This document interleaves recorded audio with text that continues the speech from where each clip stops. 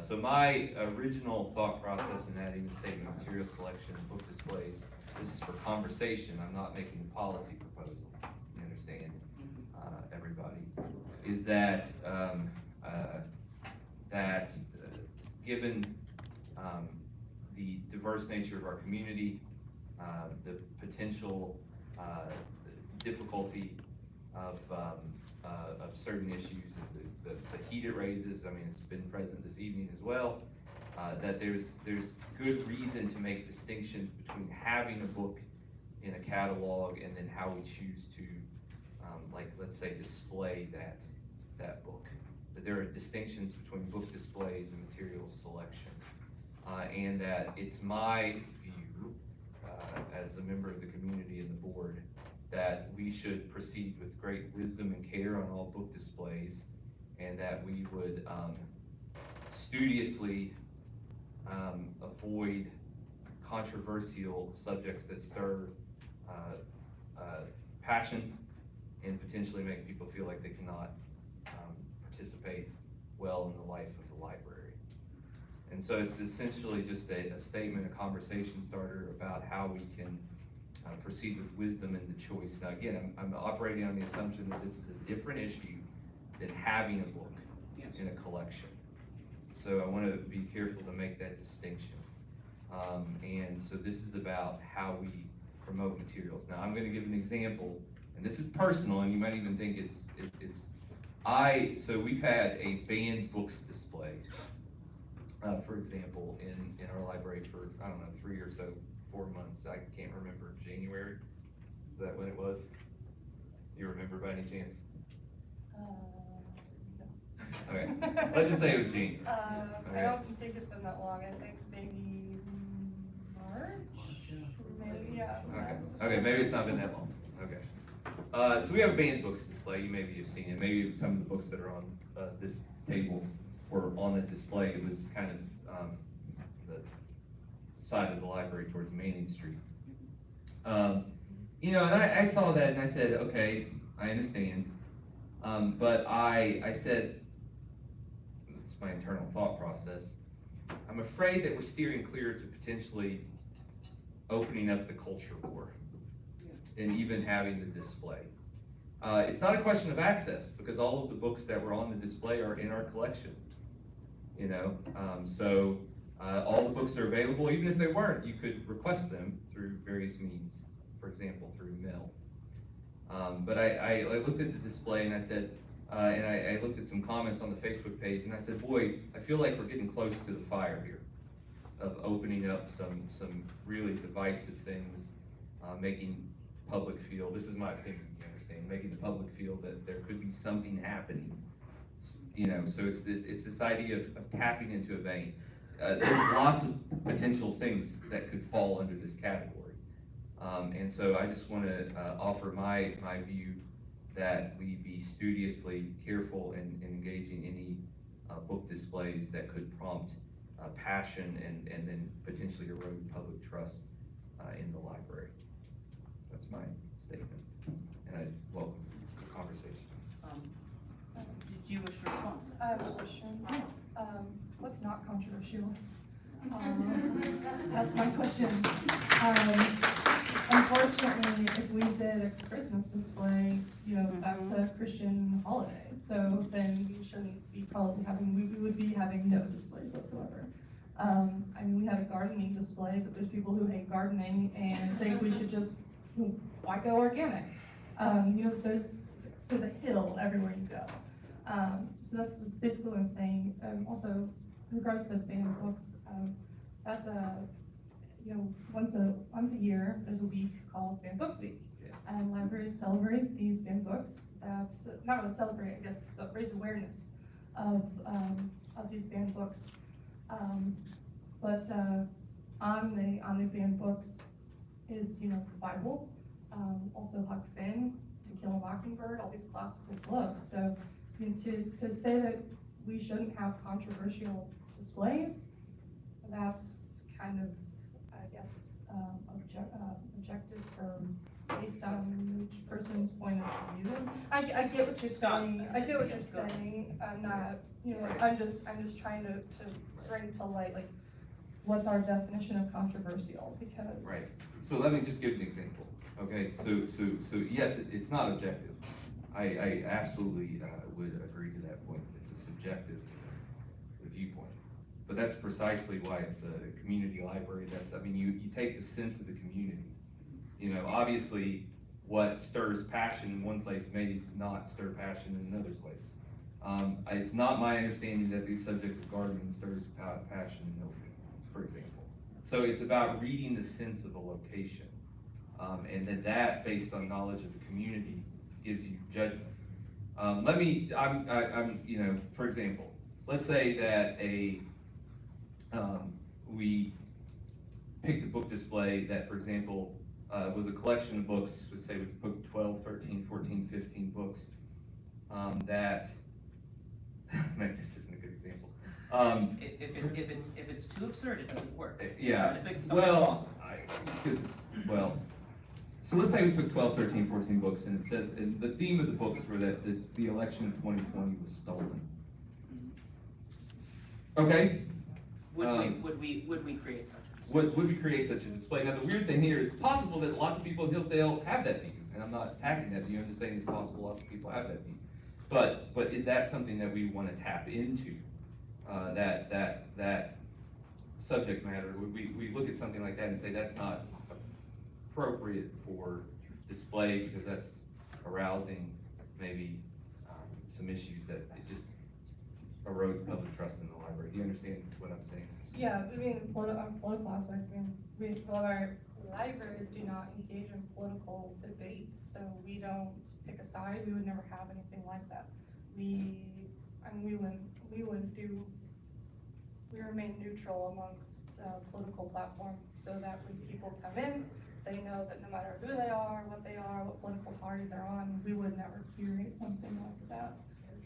Because that's controversial. Some people agree with it, some people won't. So no, we would never have a political based founded, just like, I buy books that are probably, geared more towards Democratic views, and I also purchase books that gear more towards Republican views. Those do not become displays though. They're just resources for when, And elections come around. Really, that's it. And I appreciate where Scott is coming from, because as everybody has vehemently pointed out, we are a public institution in receipt of public funds. We are serving the entire community. Therefore, it would be inappropriate for the library to repeatedly and visibly, apparently be taking a public stand on a controversial current issue, on a controversial socio-political question. I'm being very vague here, forgive me.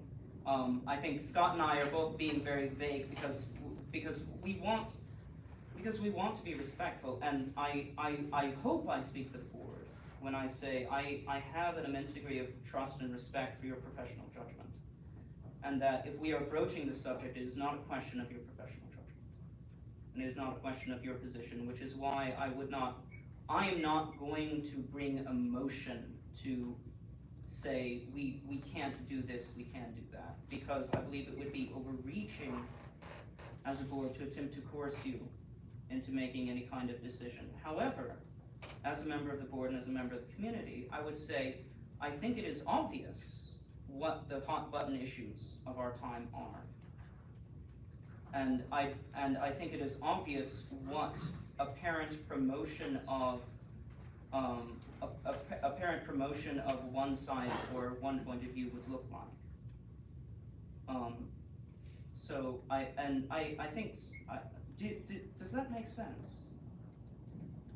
Yeah, I mean, my question would be then, if it's a hot topic, I mean, are you saying that we can or cannot have History Month displays? So Black History Month, Right. Women's History Month. Are those considered controversial or provocative? Yes, yes, Okay. they are, because because Okay. there's people who don't want to have Black History Month, because where's White History Month? Well, that's every day of every year, right? Like, why Black history in America is dark and people don't want to talk about it. Unfortunately, slavery happened. But then Women's History Month, well, there's the controversy of where's Men's History Month? Well, men didn't walk down the road with bras burning them, fighting for their rights. Women have had to fight for their right to be here. Women have history. So yes, those would be deemed controversial. Again, there's not really a topic that you can have that wouldn't be somehow controversial. If you really dig into it and really dive deep, which people do. I mean, people have taken books that you're like, hold on, so what now? How's that controversial at all? My Sister's Keeper, it's a big one. Everyone loves it, but it's a controversial book. I mean, it's a very popular book. So, I mean, you can take anything and make it controversial. And that is where the state of America is right now, is looking for all kinds of controversy. You have one side that says yes, you have one side that says no, and they're gonna fight each other. So yeah, I mean, and so far, I guess then all of our displays have been controversial. Maybe not our Facebook. It's probably not the origami thing. I Yeah. think that's I don't think. Well, I mean, that can be considered controversial because it's founded on the Asian Pacific History Month, which is this month. That's exactly where we have it displayed, is for Asian Pacific Islander History Month. And it's put on there that it's in celebration of Asian Pacific History Month.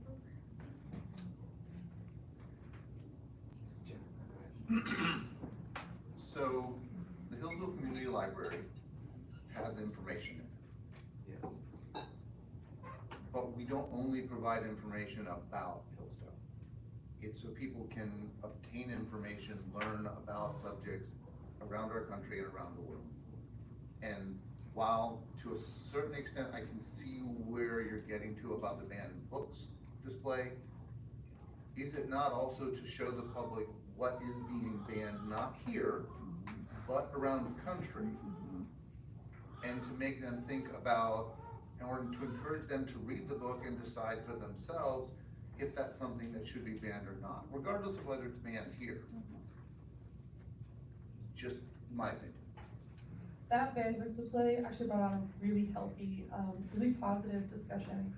I think we had, I can't even tell you, I'm not even gonna take a guess, but well over 30, I think, comments on it, all in support of not banning books and kind of support of thank you for raising awareness and bringing the attention of what is being banned and why. And it's a wide variety. I mean, you have anywhere from Christian books to LGBTQ books to Black History Month books to, I mean, it's to My Sister's Keeper, which is, you know, opposed by the Christian view of how the child is brought to life. Essentially why it's banned. They don't believe that you should have a petri dish baby. That's what it talks about in the book, and that's why it's considered banned. So no, I mean, I don't think that display at all started any stirs or anything. I thought it really, I personally, and I think the staff would agree with me, that it brought on a really good conversation, and really brought awareness to what was happening across the nation.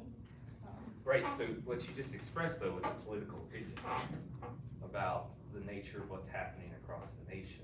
And that in and of itself is a debatable topic. Now, I'm not debating if there's book challenges or vigorous conversation, but what is debatable is the nature of that debate.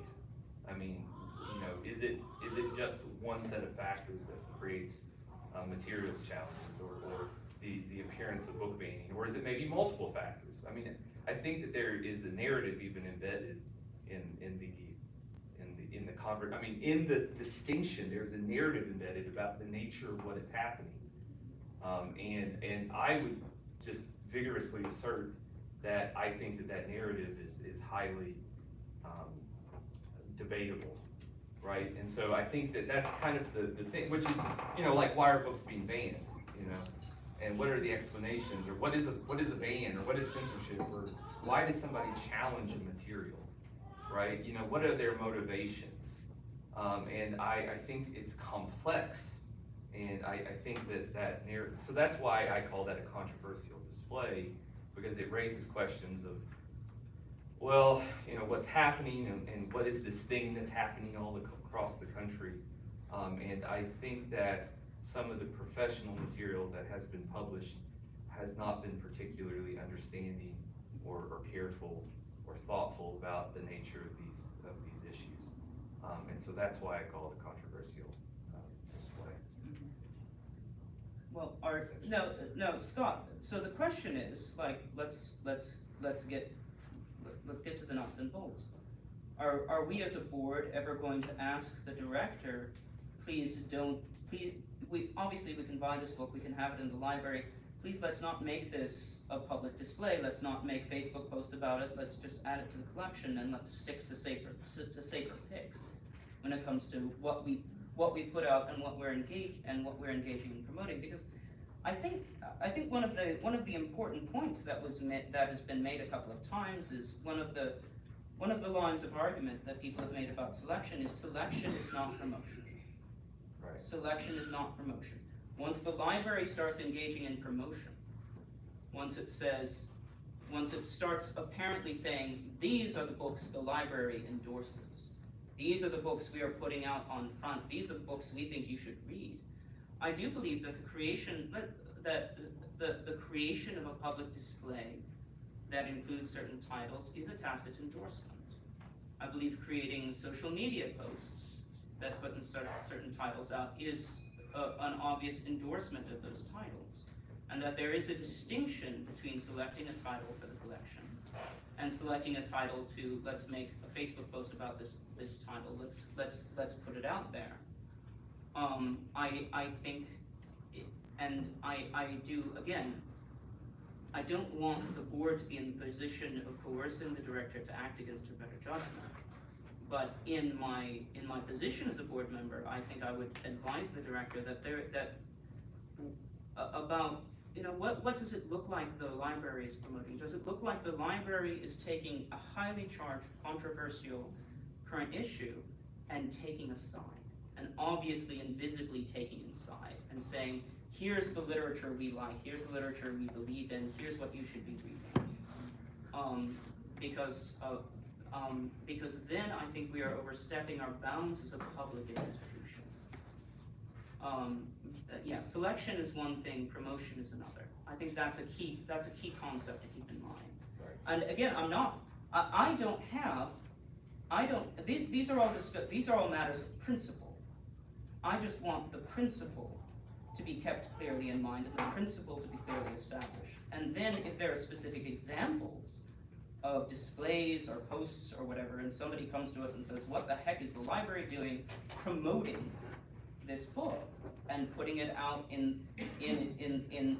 on its Facebook page and so forth, you know, what is our response to that? Because I think it would be disingenuous on our part to say the library has taken a book, they've put it out in front, they've made a big display, they're pointing massive arrows at it, they're putting it on the Facebook page, and claim the library is not promoting the book, though. It's just drawing attention to it. I think we could if we tried to push back and claim that display is not promotion, I think we could easily find ourselves in a logical quandary, because the distinction between selection and display does need to be made. So George, but where do you draw the line on displays? You mentioned social media. Yeah. Heidi and other staff members have done an incredible job with new selections. Come check out these new books. They're not promoting one book or another. They're simply saying, here's Just the new list things. of all the new books. So, Yeah. They're to show that we have them. So Autism Awareness Month. I mean, there's people who fortunately believe that autism is like, I don't know, not a real thing and people are faking it. I can say that because I know someone from my past that he has an autistic son and the father literally claims that he's faking it. and he lives with his brother because his dad does not believe that he has autism. I mean, there's people out there that have that aspect. So, I mean, I bring up the autism awareness because our displays, we had an autism awareness display. There's people out there who would consider that somehow controversial. It's not, we're not promoting them. We don't by any means say, you must come in here and check these out. There's no arrows, it's to raise awareness and to show that we have the resources that they might be needing. In no way or form are they required to see them. In no way or form are they required to check them out. That's promotion to me is putting it where you kind of, have to check them out. Like, we're not forcing anyone to do anything. Putting them on Facebook, our displays are just really highlighting our staff's work and commending their work, because our staff does, and great displays.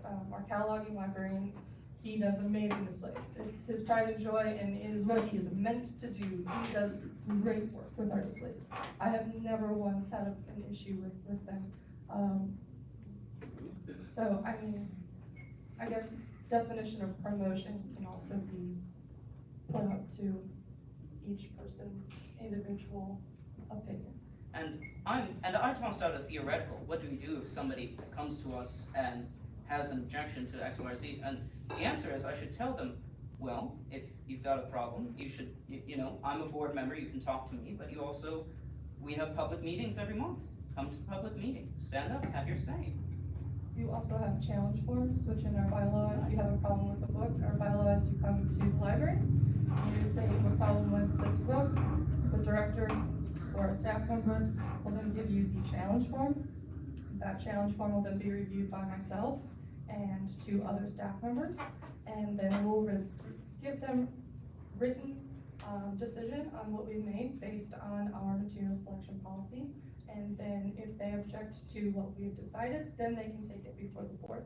But really, the board shouldn't be discussing if they have a challenge outside of following our bylaws. They need to be directed to getting the challenge form.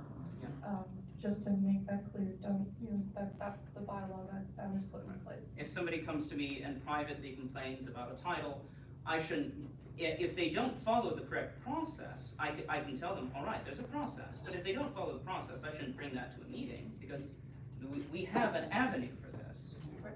Yeah. Again, I would appeal though to this idea of the subjective sense of the community.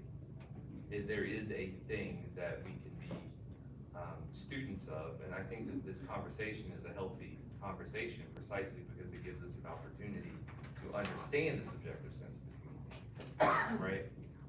We don't want the library to be a place where people are constantly feel, I don't think it's wise for it to be a place where people constantly feel assaulted somehow. The question is there anybody who actually feels that way? Because I feel like I completely understand where you're coming from, basically. But I think we are dealing so much with theoreticals, we're not dealing with a concrete case of a mother coming in and saying, I tried to go to the library and I saw this awful thing. What's going on over there, people? And then if we have a concrete case, somebody went through the materials challenge form, somebody showed up at a meeting and said, why did you create this display that promotes the legalization of abortion, or whatever? Why did you do this? Why did the library, the supposedly neutral public civic institution, go out on a limb and obviously promote and obviously push an agenda and promote a side and promote a point of view? If somebody comes and says that and has something concrete to point to, then we can have a very lively discussion. And I get the individual things you've mentioned. I can see where someone would come in and look at that and say, why is this being promoted? But again, then those people need to come here.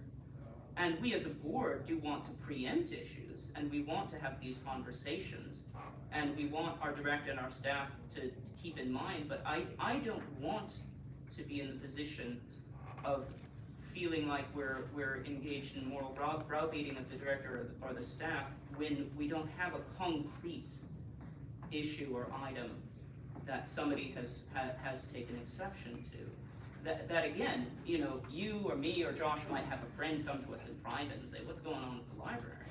But if they don't show up to a meeting and say, you know, I object to this and I want to know what the board's going to do about it, then I think we might be getting ahead of ourselves. Well, let me ask Brianna a question. In your professional judgment, in what scenario would you, let's say on the basis of comment from public or something like that, would you look back? I mean, if you could tick off criteria in your head and you say, okay, I made a misstep with this one, Yeah. what would be your criteria for looking at the decision and saying, I made a misstep with this thing, this display, this post or something like that? What kind of feedback would you receive that would trigger that response on your part? I guess, my education gave me the ability to distinguish what a good book display is. I don't think that any of our displays or our Facebook posts have been a misstep. We have never received a complaint. If anything, every display that we have done has received, well done, great work, keep up the good work. I mean, we've not received anything. I think between myself and the staff, we do a great job of discussing what book displays we want to do, and thinking this through. I mean, no, I don't really think that we've ever misstepped. Everything that we do is well thought out and That's- I'd say, well, look, again, let's toss out a theoretical. Library makes a post and there is universal outrage. You know, the next board meeting is flooded by angry people saying, why was this put out there? Then maybe we take a step back. But the immense degree of trust we place in the director as a professional is supposed to be our default stance. And it would require, I think, an immense degree of energy and input from the community for us to go so far as to attempt to second guess the director's professional judgment of these matters. Again, I know where you are coming from. I understand the hesitancy here, and the question of is the library as a civic institution engaged in a kind of social programming or social that is very visibly taking one side in some social or political issue and is pushing against another side. But then we need a concrete example if we're going to have a real discussion. We need a concrete example that some community member comes to us with, and then we can discuss that example. Okay, well, that's fine. I do think it's possible to make, you know, missteps, and I think that's, Yeah. I mean, I hope that there is it. I hope you do have a criteria though that lets you, you know, come back and say, I've made a misstep. Because again, the display up front that promotes the narrative that the 2020 election was stolen, or the display up front that entirely or one-sidedly promotes either the legalization or the banning of abortion, or the legalization or the banning of marijuana. Those are obviously like, wow, it looks like the library has a side here. And they are taking that side and pushing that side. Like, those are extreme and extraordinary examples, but The that's, sticker on the laptop? yeah. We would, I mean, those are political, that's when I said we remain neutral. We would never have displays on that, that's a political Right. foundation. Right. So. And some people would argue almost everything, I mean, everything is. Well, and that's the complex- whole problem, is then we don't have displays because everything's controversial, so That it's comes back always to my subjective question, sense of the community. that comes back to my question, what are we defining as controversial? yeah. I'm sorry, How but much, yeah, it's, you know, you're trying to say that you're letting me do what I can do, but every scenario that you're picking up is directly saying that, no, I can't do it. So we would not be able to have displays. I mean, our Facebook's display with just faces on them can somehow be controversial to someone. There might be a book of that's LGBTQ on that because it's a Facebook. It's that it might be a black person, and there are people who do not like black people, and that's a whole different topic. But that can be considered controversial. So there's nothing that we would be able to do that would not somehow turn back to being controversial. So the two options really come down to, do we do displays or do we not? Or do you just trust my education, my knowledge, the staff's knowledge of the community, and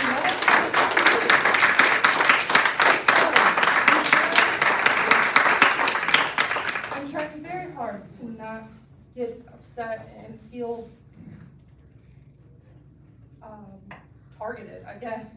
I'm trying really hard to stay not defended, but at this point, within the discussion, you continue to bring up everything that I continue to come back to. What are we determining as controversial? You want me to not do this, but then you want me to do that, and again, that thing that you want me to do would be considered controversial. So just trust us. Just trust that we know what we're doing. We know the community. We engage with the community every single day. In fact, some people literally come in and we know their name. I mean, the community trusts us. The community trusts what we do. I don't see why you guys can't trust what we're doing as well. And I know you guys are gonna argue that we do trust you, but in conversation, that's not exactly what it feels. And I don't wanna speak for the staff, but I can tell you that I'm pretty sure they're feeling pretty untrusted by this discussion as well.